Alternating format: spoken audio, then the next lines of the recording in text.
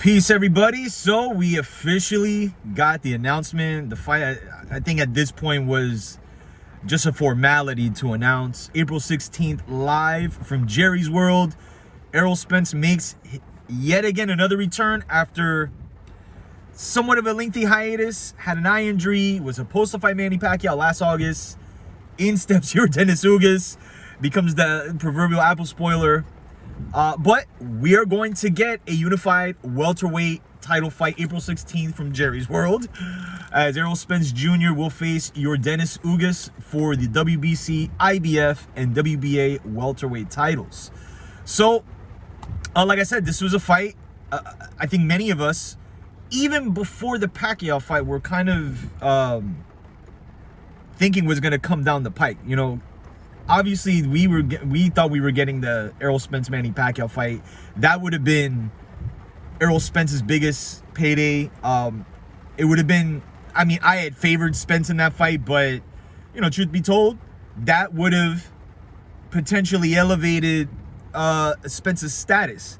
Now, that didn't exactly happen to Yordenis Ugas from a commercial standpoint, but I think from the perspective of you know, this being a very high-level fight for Errol Spence, coming off, again, another injury, this time with his eye.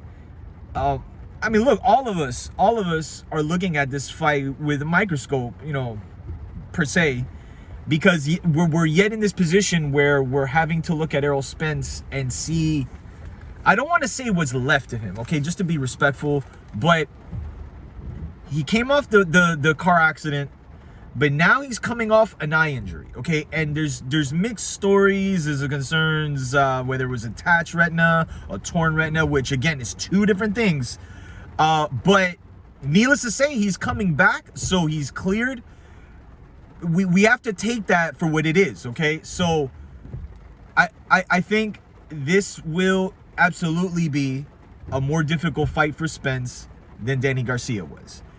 You just have to look at it for what it is. Yordenis Ugas, I think he's bigger than Danny. I think he's a better overall boxer than Danny. He's more active than Danny. And again, he's coming off the biggest win of his career. And on top of the fact that you could argue he might have beaten Chum Porter, like in a very close fight.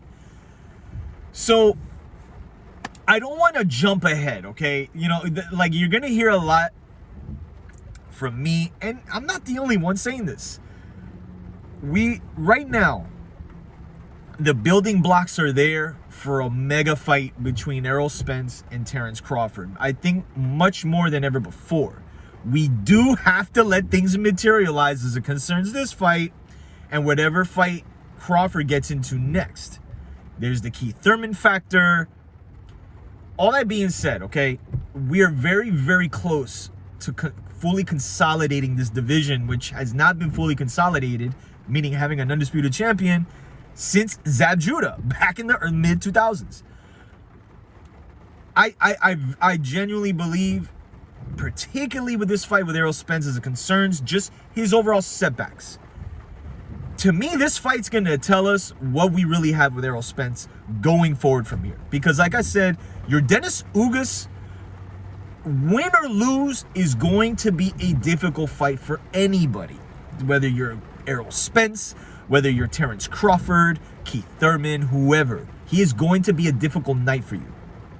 So I salute Errol Spence taking this fight, and he did this before. However you look at Danny, he could have taken a lesser opponent than Danny, but you know, but I'll say again, this is a different scenario than Danny Garcia as it concerns the opponent that Spence is coming back to fight after you know, an eye injury, and yet again, like about a year hiatus, more than a year hiatus since he fought. He hasn't fought since November 2020. So do the math, you know. So then yet again, April 16th, Fox Sports pay-per-view. Again, I'm not gonna complain about this being a pay-per-view. These are pay-per-view type of fights. So they're gonna.